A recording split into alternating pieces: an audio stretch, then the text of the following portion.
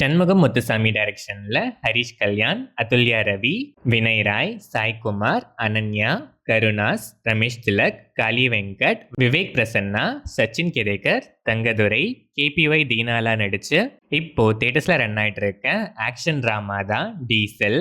Government sanction பண்ண giant பைப்லைனால மீனவர்கள் மீன் பிடிக்க முடியாத நிலைமைக்கு தள்ளப்படுறாங்க. அந்த பைப்லைனை போடுறதுக்கு முன்னாடி தடுத்து நிறுத்த எவ்வளவோ போராடியும், ஏன் போட்டதுக்கு அப்புறம் அதை ரிமூவ் பண்ண சொல்லி போராடியும் எதுவுமே வேலைக்காகல. அதனால அந்த பைப்லைன்ல வர க்ரூட் ஆயில திருடி Saikumar, Harish Kalyan and team import, export, petrol diesel கன்வர்ஷன்னு ஜனங்களுக்கு அதை எப்படிலாம் ப்ராஃபிட்டா யூஸ் பண்ண முடியுமோ அவங்களால முடிஞ்சதை பண்றாங்க.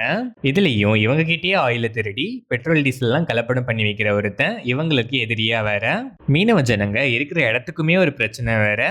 அதுக்கப்புறம் நெக்ஸ்ட் நடக்கிற சம்பவங்கள் தான் டீசல். இந்த படத்தோட run time 2 hours and 24 minutes. படம் ஆரம்பிச்சது க்ரூட் ஆயில் பாலிடிக்ஸ் பத்தி வெற்றிமாறனோட வாய்ஸ் ஓவர்ல லென்த்தா ஒரு டீடைலிங்கோட நல்லாவே ஸ்டார்ட் ஆச்சு. பட் போக போக லைட்டா டாக்குமெண்ட்ரி ஃபீல் கொடுத்துச்சு. லவ் போர்ஷன்ஸ்லாம் எமோஷ்னலாக கனெக்ட் ஆகாமல் லேகியாக இருந்துச்சு.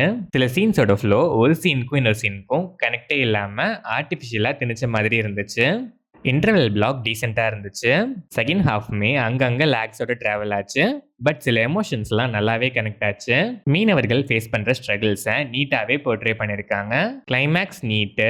ஹரிஷ் கல்யாண் ஆக்ஷன் ஹீரோவாக களத்தில் இறங்கியிருக்காரு. எமோஷனலாகவும் நல்லாவே பெர்ஃபார்ம் பண்ணியிருக்காரு. Athulya Ravi ஸ்கோப்லெஸ் roll.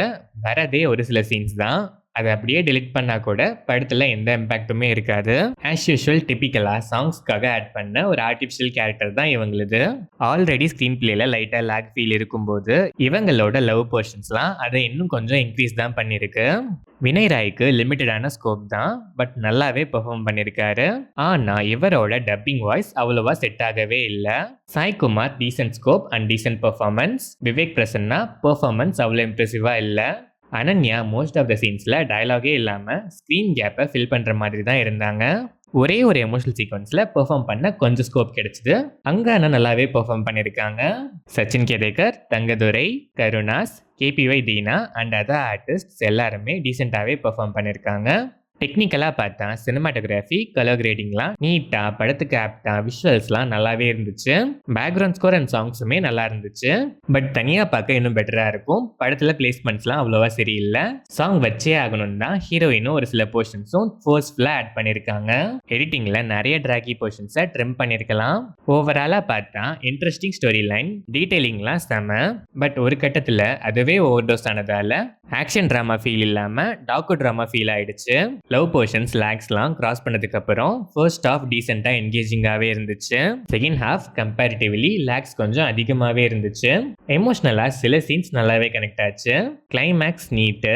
ஸ்கிரிப்டுக்கான research work கூட அதை கிறிஸ்பியராக இம்பாக்ட்ஃபுல்லாக ப்ரெசென்ட் பண்ணுறதுக்கு ஸ்க்ரீன் பிளேல இன்னும் கொஞ்சம் ஒர்க் பண்ணியிருந்தா கண்டிப்பாக இன்னும் ஒரு தரமான படமாகவே வந்திருக்கும். டேங்க் ஃபுல் ஆகலைனாலும் டிஃப்ரெண்டான ப்ரெமிஸோட வந்திருக்க அபோவ் அவரேஜான ப்ராடக்ட் தான் டீசல்.